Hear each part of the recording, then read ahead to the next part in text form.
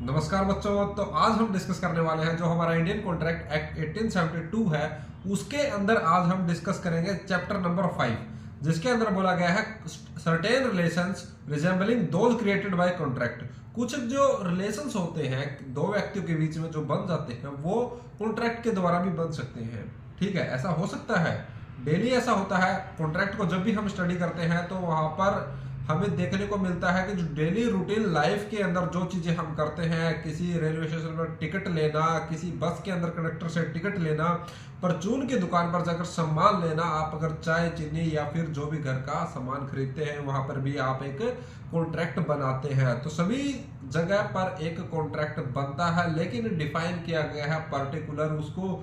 और कब काम आते हैं ये कॉन्ट्रैक्ट? जब काम आते हैं जब आपके साथ में कोई धोखाधड़ी होती है या फिर आपने किसी व्यक्ति के साथ ऐसा रिलेशन बनाया है कि वहां पर आप कॉन्ट्रैक्ट में है और एक पार्टी अपने जो पार्ट है अपना जो परफॉर्म नहीं कर पाती है अपने पार्ट को, तो वहां पर ये चीजें हमें बहुत काम आती है और वहां पर हमारा जो कॉन्ट्रैक्ट एक्ट है वह अप्लाई होता है। और वहां पर जब हम एक्ट को इम्प्लीमेंट करते हैं तो वहां पर हमें डिस्कस करने होते हैं कि किस सेक्शन के अंदर यह बात है वह फॉल करेगी या फिर इस तरह की चीजें किस सेक्शन के अंदर डिफाइन की गई है कि अगर कोई व्यक्ति इस तरह का एक्ट करता है तो वह सेक्शन नंबर इसके अंदर आएगा। ठीक है, तो सेक्शन नंबर 69 को आज हम डिस्कस करने वाले हैं। चैप्टर नंबर 5 है of certain relations resembling those created by contract. जो एक रिलेशंस है वह कॉन्ट्रैक्ट के द्वारा भी बन सकते हैं, कुछ एक जो कि डिफाइन किए गए हैं आगे। और सेक्शन नंबर जो 69 है चैप्टर नंबर 5 के अंदर, इससे पहले हमने डिस्कस किया था सेक्शन नंबर 68 को, जो कि अलग से एक लेक्चर हमने बनाया हुआ है, वह भी आप जाकर देख सकते हैं अगर आप देखना चाहते हैं और समझना चाहते हैं। और आज हम डिस्कस करेंगे section number 69 reimbursement of person paying money due by another in payment of which he is interested. Reimbursement का मीनिंग हमने सेक्शन नंबर 68 को स्टडी करते हुए समझा था। आज हम समझने वाले हैं कि जो रिएम्बर्समेंट है, रिएम्बर्समेंट का मतलब होता है कि जो खर्चा आपने किसी व्यक्ति के लिए किया है, paying money due by another. ठीक है, जो पेंडिंग है आपका अमाउंट उस व्यक्ति की तरफ। ठीक है, यानी उस व्यक्ति को, दो व्यक्ति है ए और बी, दो पर्सन है। यहां पर ए व्यक्ति ने आपके लिए कोई कार्य किया, यानी अगर आपकी जो जमीन है वह गवर्नमेंट एक्वायर कर रही थी। क्यों कर रही थी? क्योंकि आपने जो गवर्नमेंट का है टैक्स नहीं भरा था या फिर उसके ऊपर कोई लोन पेंडिंग था और उस जमीन को जो गवर्नमेंट है वह सेल करके अपने पैसे क्या वसूलना चाहती थी। तब वहां पर कोई एक व्यक्ति आया, जिस व्यक्ति ने, यानी ए आया, ए एक पर्सन आया, ए का नाम मनोज मान लेते हैं। मनोज आया और मनोज ने आपके जो पैसे हैं लोन के वह चुका दिए और आपकी जमीन को बचा लिया। तो अब वहां पर आपकी जिम्मेदारी बनती है कि आप मनोज के पैसे दे जितने उसने आपकी जो जमीन है उसको लोन मुक्त करवाने के लिए दिए हैं। ठीक है, वह अमाउंट आपको पे करना पड़ेगा मनोज को। तो वही चीजें सेक्शन नंबर 69 के अंदर डिफाइन की गई है। बस बिल्कुल सिंपल है, चुटकी बजाएंगे और आपका काम हो जाएगा, आपको समझ में आ जाएगा पूरी डिटेल के अंदर। अब इसे एक्सप्लेन कैसे करना है वह हम देख लेते हैं, क्योंकि कोर्ट के अंदर तो फिजिकली अगर आप अपीयर होते हैं कुछ केसेस के अंदर जो आपके पास कॉन्ट्रैक्ट से रिलेटेड आते हैं, तब वहां पर आप इसे कैसे एक्सप्लेन कर सकते हैं, वह चीजें बहुत ज्यादा जरूरी मानी जाती है। तो सबसे पहले अब हम चलते हैं डेफिनेशन पे। Section number 69 reimbursement of person paying money due by another in payment of which he is interested. यहाँ पर एक वर्ड देखने को मिलता है हमें, इंटरेस्टेड। इंटरेस्टेड का मीनिंग यहाँ पर है कि अगर आप उस पेमेंट को पे करने के लिए इंटरेस्टेड थे। ठीक है, अब ऐसे नहीं है कि कोई भी ऐरा गैरा चलता हुआ जा रहा है, आपने उसको बोला कि मेरी हेल्प कर दीजिए, उसने आपकी हेल्प कर दी और उस हेल्प के बदले आपको उसको पे करना पड़ेगा, लेकिन वह सेक्शन नंबर 69 के अंदर नहीं आएगा, एप्लीकेबल नहीं आएगा। वह पर्सन इंटरेस्टेड होना जरूरी है।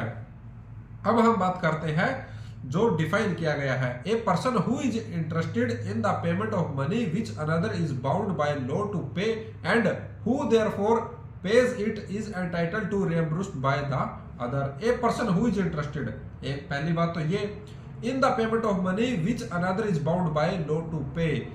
अन्य व्यक्ति है, मनोज है और आपका नाम आकाश है, अब मनोज आपकी हेल्प कर रहा है क्योंकि वह इंटरेस्टेड है, आप आकाश हैं, आपकी लैंड लोन के ऊपर है और गवर्नमेंट उसे एक्वायर करके सेल करना चाहती है, तो आप क्या है, बाध्य हैं, यानी आप बाउंड है किसके द्वारा, कानून के द्वारा, कि जो लोन की पेमेंट है उसको आप पे करें।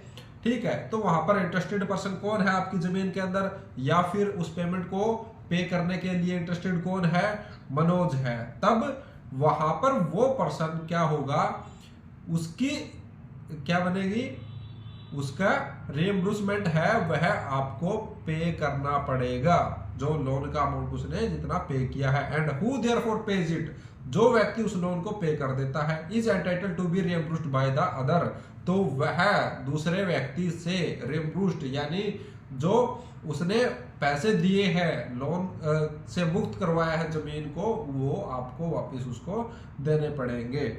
अब आगे हम बात करते हैं इसके अंदर इलस्ट्रेशन डिफाइन की गई है। इलस्ट्रेशन जो बी है हमारी, सॉरी ए है हमारी, जिसके अंदर बोला गया है B holds land in Bengal.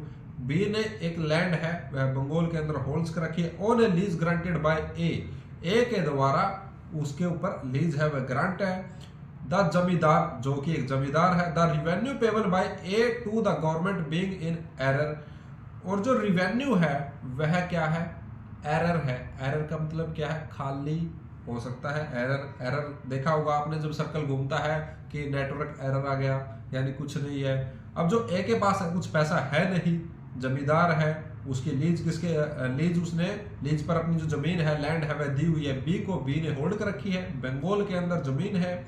ठीक है, A to the government being in error, his land is advertised for sale by the government, तो उसकी लैंड है वह एडवर्टाइज कर दी जाती है। आप न्यूज के अंदर इश्तेहार आपने जरूर पढ़े होंगे, एडवर्टाइजमेंट आपने जरूर पढ़ी होंगी, उनके अंदर आपने देखा होगा कि इस व्यक्ति की जो लैंड है वह सेल की जा रही है। अगर आप कोई इंटरेस्टेड पर्सन है तो आप वहां पर जाकर उसकी बोली लगा सकते हैं, ऑक्शन में उसकी जा सकते हैं। ठीक है, under the revenue law, under the revenue law ऐसे नहीं कोई सेल कर सकता है कि गवर्नमेंट जाएगी और उसे सेल कर देगी। पहले तो जो गवर्नमेंट है उसने मुकदमा भी डाला होगा, या फिर अंडर रिवेन्यू लॉ के अनुसार कि उसने क्या है, जो अमाउंट है वह पे नहीं किया है, तो लॉ के अनुसार, कानून के अनुसार ही सारी चीजें चलेंगी कि वह जमीन को क्या करेंगे, सेल करने वाले हैं। The consequence of such sale will be the annulment of B as lease, तो जो बी है, बी उस समय पर, उस दौरान पर क्या है,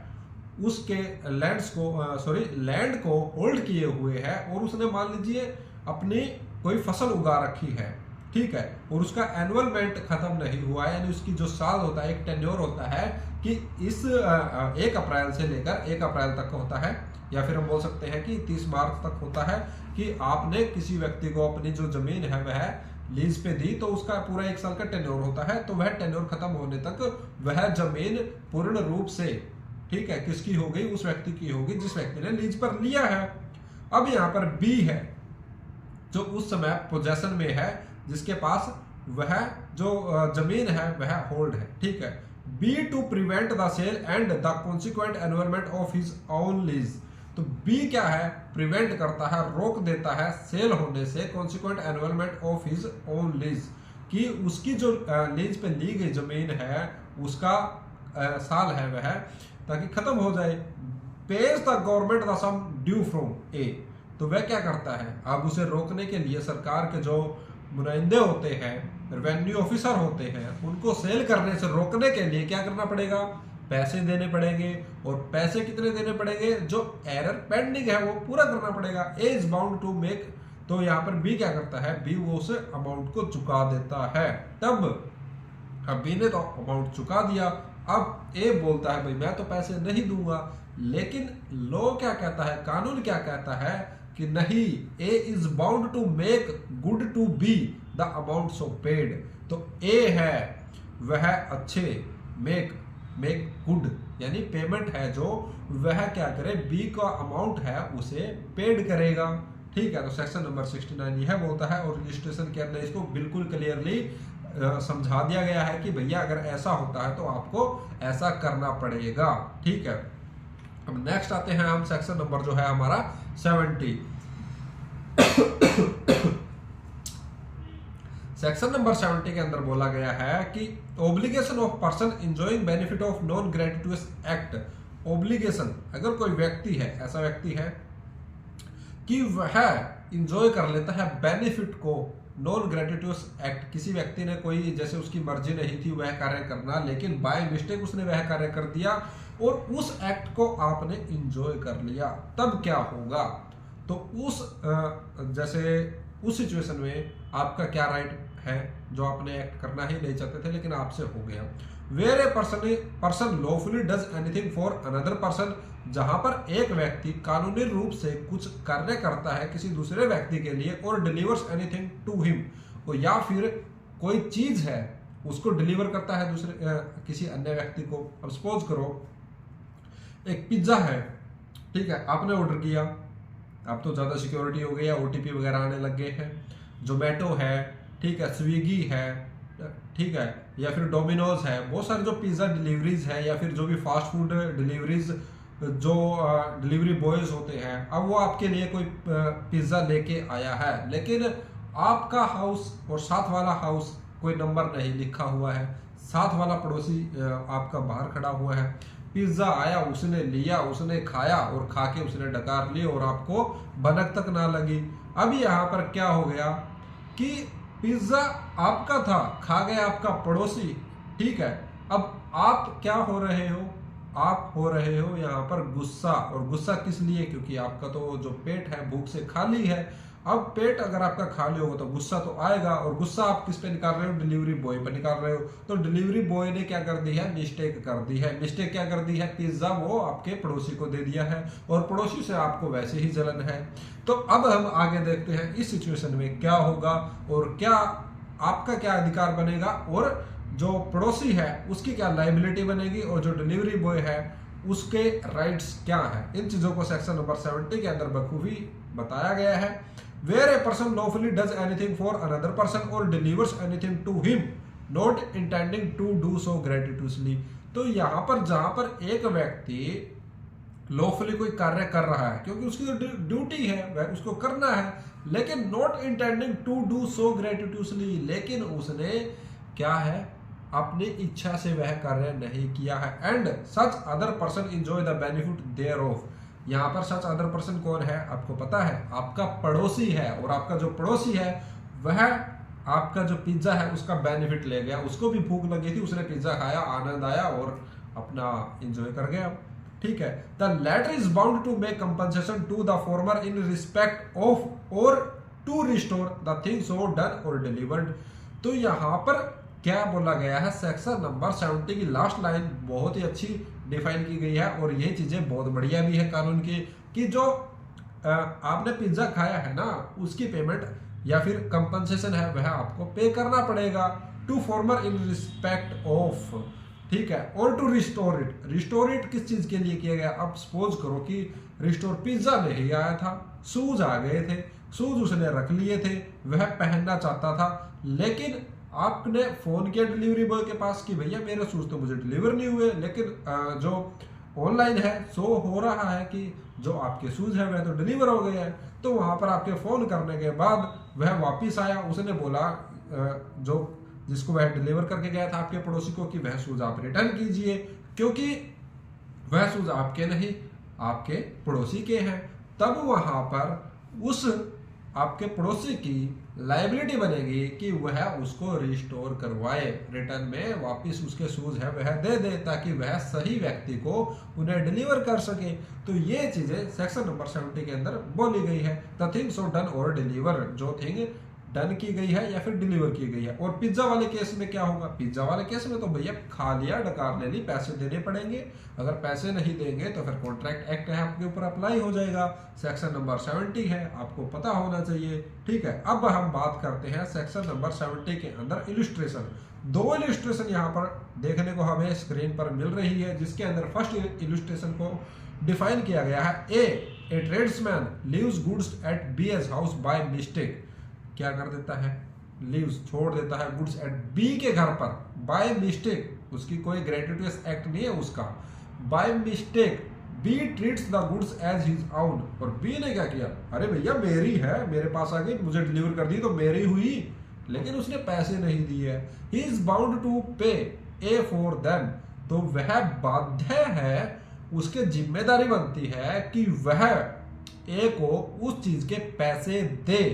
ठीक है, तो आपको यह इलस्ट्रेशन बिल्कुल अच्छे से समझनी है। और एक चीज बहुत ध्यान में रखनी है कि जो एमसीक्यू मल्टीपल चॉइस क्वेश्चन होते हैं, वह कॉन्ट्रैक्ट एक्ट हो या आईपीसी हो, सीआरपीसी हो, एविडेंस हो, सीपीसी हो, कोई भी एक्ट हो, उसके अंदर इलस्ट्रेशन में से छोटे छोटे क्वेश्चन बना के दिए जाते हैं। वो बहुत ज्यादा इंपॉर्टेंट होते हैं। अगर आपको इलस्ट्रेशन समझ में आ गई तो डेफिनेशन याद करने की जरूरत नहीं पड़ती है, वहां से आपको रिमाइंड हो जाता है कि हाँ अगर ये स्टोरी है तो सेक्शन नंबर उसके अंदर दी गई है। ठीक है, और या फिर सेक्शन याद है तो इलस्ट्रेशन तो फिर आपको थोड़ी रिमाइंड करनी पड़ती है, क्योंकि एमसीक्यू के अंदर थोड़ा घुमा के पूछ लिया जाता है, क्या पता सेक्शन नंबर 69 अप्लाई हो रहा हो, तो आप वहां पर कंफ्यूज हो जाते हैं। और यही कंफ्यूजन की वजह से जो हमारे आंसर है एमसीक्यू वो गलत होते हैं, और छोटी छोटी मिस्टेक है वही हमें क्लियर करनी है।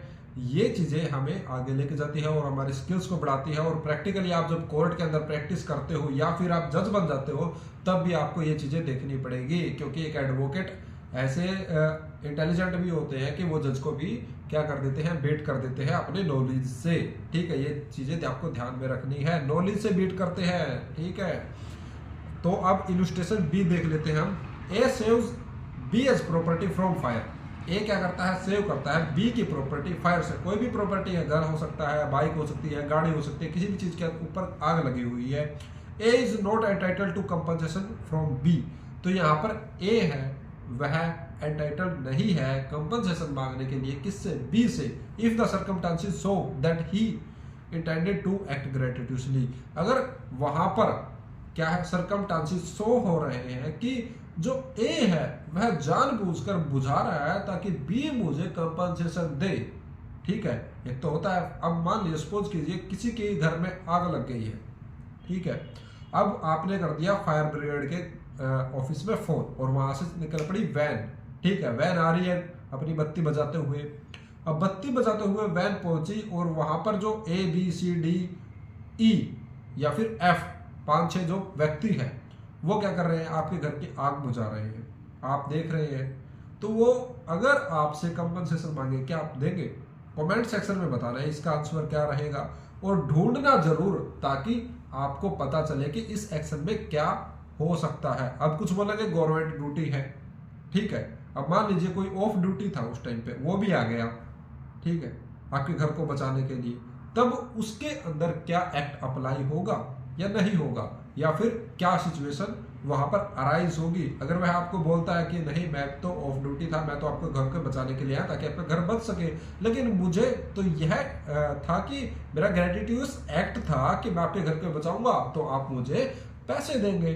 ठीक है, तो क्या वहां पर उस व्यक्ति को पैसे लेने चाहिए, और जो मान लीजिए जिसका घर जल रहा है उस व्यक्ति को पैसे देने चाहिए। तो कॉन्ट्रैक्ट एक्ट के अंदर यह चीजें आपको बतानी है कमेंट सेक्शन के अंदर।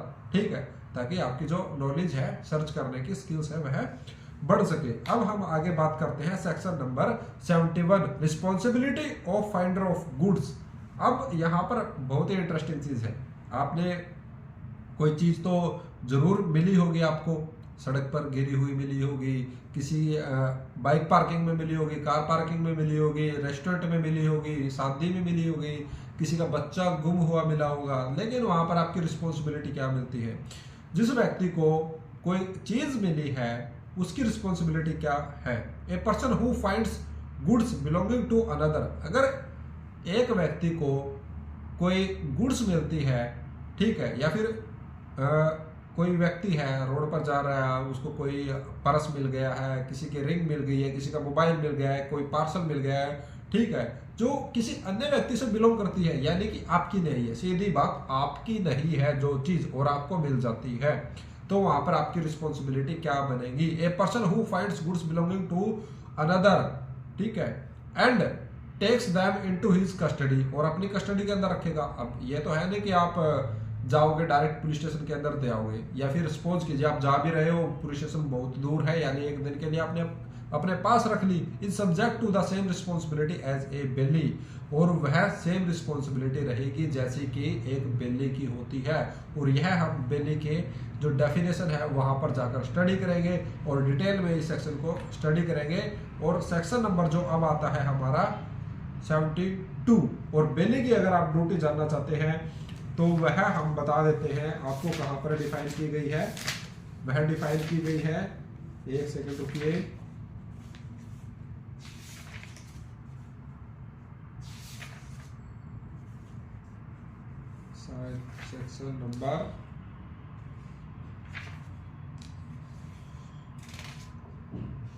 सेक्शन नंबर 148 के अंदर डिफाइन किया गया है बेलमेंट, बेलर एंड बेली।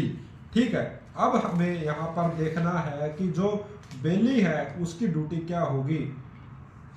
तो जो बेली कौन होता है, a bailment is the delivery of goods by one person to another for the same purpose upon a contract that they shall when the purpose is accomplished be return to और otherwise disposed of.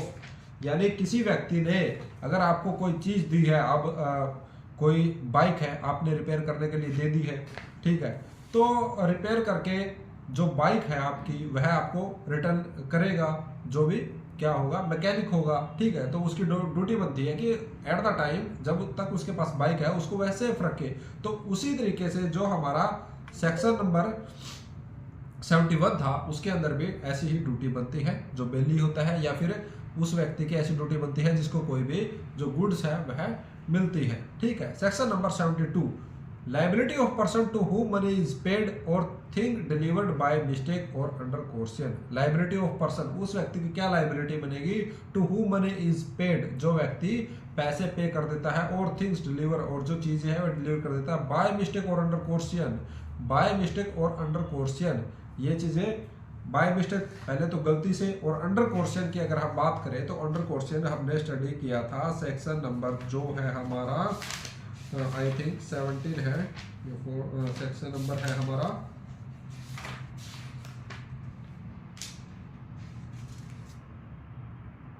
15 के अंदर हमने question को define किया गया था। ठीक है, तो a person to whom money has been paid or anything delivered by mistake or under coercion must repay or return it. Coercion में, दबाव में, थ्रेटनिंग में कोई व्यक्ति कोई चीज के लिए पैसे दे देता है या डबल भी पैसे दे सकता है कोई व्यक्ति 2 बार। अगर आपने, आजकल ऑनलाइन का जमाना है, आपने कहीं पर खाना खाया, वहां पर आपने पेमेंट की, गूगल पे, फोन पे, पेटीएम, नेट बैंकिंग एटसेट्रा, ठीक है, किसी भी माध्यम से अगर आपने पेमेंट की, पेमेंट हो गई, चक्कर घूम रहा है, पेमेंट हो गई आपके अकाउंट से डेबिट, लेकिन क्रेडिट नहीं हुई अगले के अकाउंट में, आपने क्या कर दिया, दोबारा फिर पेमेंट कर दी, 2 बार आपकी पेमेंट हो गई 800, ठीक है। अब 800 रुपए आपने 2 बार पेमेंट कर दी, अब आपके 1600 रुपए चले गए, खाना खाया 800 का, पैसे लग गए 1600, ठीक है।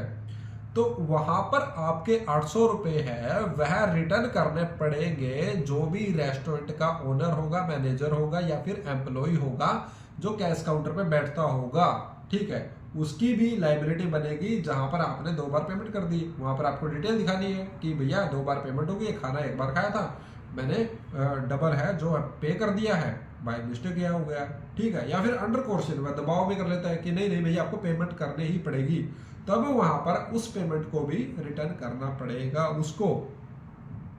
A person to whom money has been paid or anything delivered by mistake or under coercion must repay or return it. तो must repay or return it, वह व्यक्ति उस पैसे को आपको रिटर्न करेगा ही करेगा। मैंने स्टार्टिंग में ही बताया था आपको कि everywhere is become a contract and with everyone, ठीक है, कि हर एक व्यक्ति के साथ हम कॉन्ट्रैक्ट बनाते हैं, ओरल हो, रिटर्न में हो, ठीक है, किसी भी तरीके से हो सकता है, इशारों में भी क्या बन जाता है, एक कॉन्ट्रैक्ट बन जाता है। जमाना ही ऐसा है, आपने आंखें हिलाई, दोस्त है, ऐसे ऐसे कर देते हैं, उसका भी बहुत बड़ा मतलब होता है, ठीक है। वो समझ में आ जाता है कि वह आप कहाँ पर खड़े हैं। अब कोई लड़की जा रही है, आपने ऐसे किया तो उसका मतलब है कि हाँ ठीक है, अच्छी है, सुंदर है, सुशील है। तो ये चीज़ें क्या है, ये जो दर्शाती है आपके हाव भाव, ठीक है, एक तरह की लैंग्वेज है, और किसी भी लैंग्वेज के अंदर कॉन्ट्रैक्ट बनाया जा सकता है। तो मैं आशा करता हूँ आपको अभी तक की जो सारी चीज़ें हैं वह समझ में आ गई होगी। अब हम यहाँ पर दो इलस्ट्रेशन और देख लेते हैं सेक्शन नंबर 72 की, जिससे आपको सारी चीज़ें बिल्कुल एग्जैक्ट क्लियर हो जाए। A and B jointly owe 100 rupees to C. A और बी दो व्यक्ति है, एक ही व्यक्ति से पैसे लेने, सी से 100 रुपए। A alone pays the amount to C, sorry, A and B jointly owe 100 rupees to C. A alone pays the amount to C. A and B ने 100 रुपए लिए थे सी से और सी को देने 100 रुपए। ए क्या कर देता है, कल्ला ही सी को पे कर देता है। And B not knowing this fact pays 100 rupees over again to C. B दोबारा से पे कर देता है सी को। यहां पर बात समझिए, कंफ्यूज नहीं होना है, मैं पढ़ रहा था उसकी वजह से आपको लगता है थोड़ी कंफ्यूजन हो गई होगी। A and B jointly owe 100 rupees to C. A और बी ने 100 रुपए लिए, जॉइंटली इकट्ठे होकर 100 रुपए लिए थे कि तीन दोस्त थे, दो दोस्त चले गए, तीसरे दोस्त के पास उसने बोला भैया हमें तो यह चीज खानी है और 100 रुपए की यह चीज है, हमें आप 100 रुपीज दे दो, हम दोनों मिलकर आपके पैसे रिटर्न कर देंगे। ठीक है, तो सी वह व्यक्ति है जिसने आपको 100 रुपीज दे दिए। A alone pays the amount to C, और ए ने क्या किया, उसके पास पैसे आ गए, ठीक है, उसने जाके सी को दे दिए। And B not knowing this fact, और बी को इस बात का पता नहीं था, तो बी ने क्या किया, pays 100 rupees over again to C. C को दोबारा से 100 रुपए दे दिए और आप क्या हो गए, आग बबूला हो गए। यानी ए है वह आग बबूला हो गया, क्योंकि उसके तो 50 रुपए एक्स्ट्रा लग गए आपकी वजह से, और आपने फिर से सी को 100 रुपीज दोबारा दे दिए। C is bound to repay the amount to B. तो यहाँ पर जो सी है, सी भैया है, सी जो हमारे दोस्त है, उनको जो पैसे हैं 100 रुपए बी के, और वह रिटर्न करने पड़ेंगे, क्योंकि यह कानून कहता है सेक्शन नंबर 72 के अंदर यही डिफाइन किया गया है कि अगर बाय मिस्टेक कोई व्यक्ति आपको 2 बार पेमेंट कर देता है तो वहां पर आपको उसके पैसे लौटाने हैं, ना कि उसके पैसे खा जाने हैं। अब क्लोज बी की अगर हम बात करें, a railway company refuses to deliver up certain goods to the consignee except upon the payment of an illegal charge for carriers. A railway company refuses to deliver up certain goods to, यहाँ पर एक चीज देखने की जरूरी है, वो क्या है, a railway company refuses to deliver up certain goods to the consignee except upon the payment of an illegal charge for carriers, the consignee pays the sum charge in order to obtain the goods.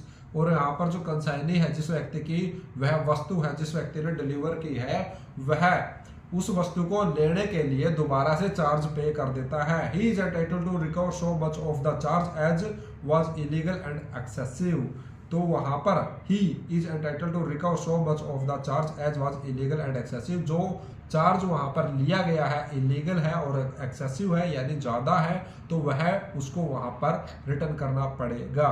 ठीक है, अब मान लीजिए यहाँ पर एक चीज अभी दिमाग में आ गई है कि इलीगल चीज है, उसके लिए आप कॉन्ट्रैक्ट बनाएंगे तो वहां पर क्या वह कॉन्ट्रैक्ट वैलिड होगा, ठीक है, और उसके लिए अगर आपने पेमेंट ली है तो क्या वह कॉन्ट्रैक्ट इलीगल होगा या फिर इलीगल नहीं होगा, तो वह कौन सा कॉन्ट्रैक्ट होगा, वॉइड होगा, वॉइडेबल होगा या फिर निल होगा।